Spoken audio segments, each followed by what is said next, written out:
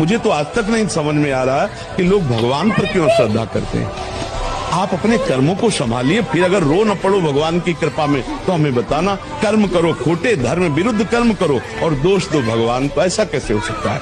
ऐसा नहीं, ये गलत विचारधारा है। विश्वास करो भगवान तुम्हारे को अनंत माताओं से बढ़कर प्यार करते हैं। बिल्कुल हम अपने हृदय की बात बताते हैं। जहां कहीं कोई सहयोगी नहीं हुआ, वहां मेरा भगवान मुझे खड़ा नजर आया है।